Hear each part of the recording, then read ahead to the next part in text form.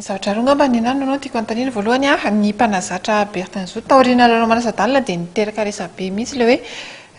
efa rereraka ny mpilalao tsy navita an'iny atao anaty fisera-potoana faharoa efa lehibe ireo mpilalao ireo izay nahatonga ilay tsy nahatana an'ilay araka tenenao teo ilay hoe navita ny tanan'ny lalao mafy tao anatin'ny 20 minitra any mpanazatra Bertin Rafalimanana Bertin Zou nefa teo dia nilaza fa mbola tsy mahita solony aloha izy raha hatreto ary raha hoe olona tena pahalala ny baolina lavalava kosa angapany aloha izy anisan'ireo voalohany tsy azo hidivirana fa mety ho marina ihany koa izay lazain'izay. Araka ny fanazavany tokoa marina izay mbola tiana ny resaka resabe ary ny anjera tany amin'ny mpanazatra saika tany avokoa ny fijerin'ny olona hoe fahadisoana tany amin'ny mpanazatra no nahatonga ny faharesena tamin'ny ranomasan-dalana tsy dia marina loatra izay satria dia nanana ndraikitra tamin'izay avokoa ny rehetra na ny mpilalao na ny mpanazatra izany satria izao tsy azo lavina fa ambony aloha ny avo teknika ndry zareo Zimbabwe natanjaka izy ary nahafehny lalao hatramin'ny farany teo ihany koa ny fahafehezan'ny teknika ary indrindra ny fananany mpanazatra izay diso mahalala loatra ny Makidy Madagasikara ka tsy nahafahantsika nihetsika na izany na tsy izany tsy misakana ny fomba fijerin'ny olona izay satria io moa ny taranja bola lavalava na olona tiana dia samy mahay avokoa rehefa miresaka an'izy ity sa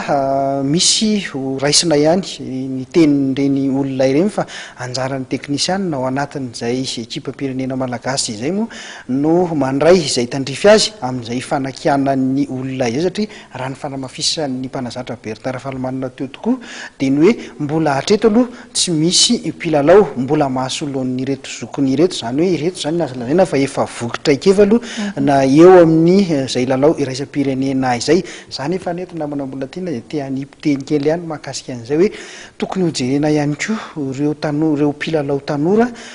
amboarina zany amboarina zareo avy eo amin'ny teknisianina amin'ny fédération na ny mpanazatra nasionaly ny amolavola mpilalao tanora mihitsy hoe anampy raha ny hitako zany raha ny hevitro manokana dia hoe tokony ho ampifangarona amin'izay ny ireo tanora sy rehefa reo efa zatra traikefa satria raha ny fijery azy mantsy anakiroa ohatra izany ny vaovao fa sian'izay mbola le teo ihany ka iandro roviny tsika vao ampilalao an'ireo le hoe le mpilalao tanora zany vao misonitra satria raha hiatrika ny amin'ny fifanitsanana ho amin'ny amboara era-tany tsika izao amin'ny herintaona izay mbola Zimbabwe no hifaninana amintsika ka eto dia efa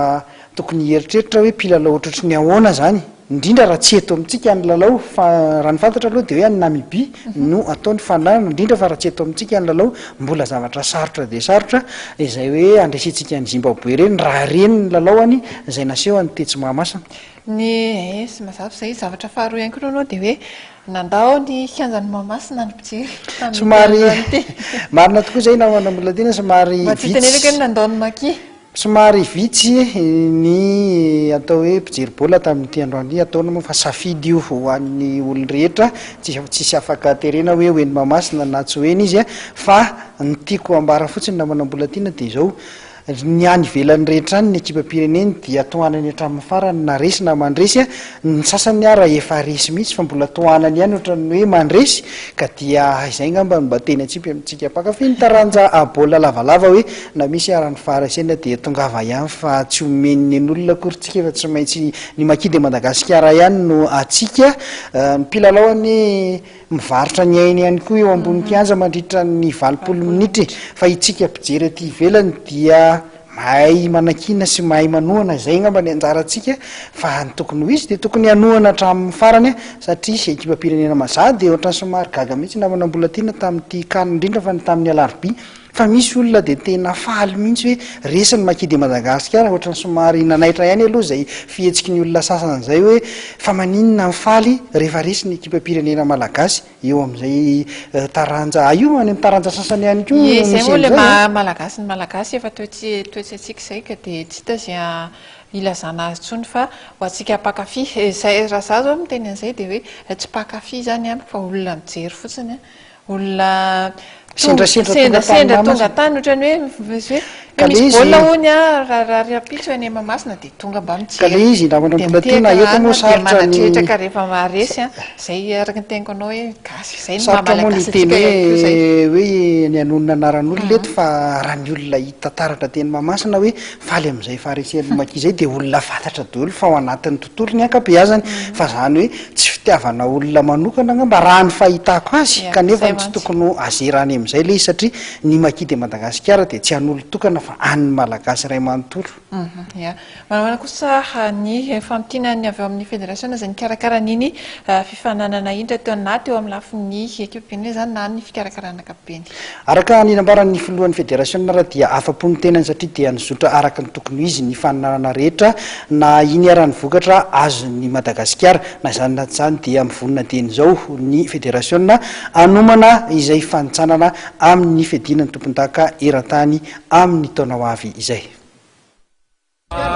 Nafinaritra tomoana ndraisantsika ny mikana diocrésie zany a troisième place tika zany zany a dia ao anatin'ny volana iantsika hiady ny fifanitsanana amin'ny coupe du monde amin'ny 2014 ary tena zava-dehibe ho antsika ny fandresena androany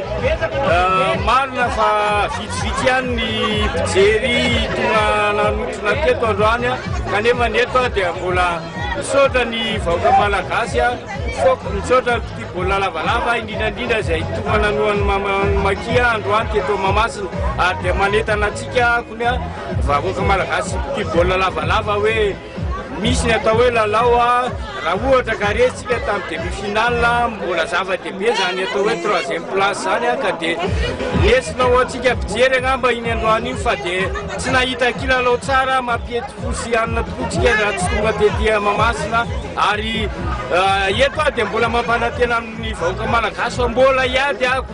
ny anaovana an'io eto Madagasikara satria zava-dehibe amintsika loatra zany hoe mba handeha hanao coupe du monde zany ary izay no anjarako zay maha-président ny fédération miady ho an'ny tontolo rugby eto Madagasikara fa dia misaotra ny rehetrarehetra niara-ny asa tamin'ity fanatontosana ny ity kanina 2013 ity misaotra n'ireo sponsor ny amin'ny présidence ny république ny ministère en finance ministère en sport ary DF Orange era Madagasikara ary koa ny Star ary amaranako azy moa dia misaotra nareo mpanao gazety satria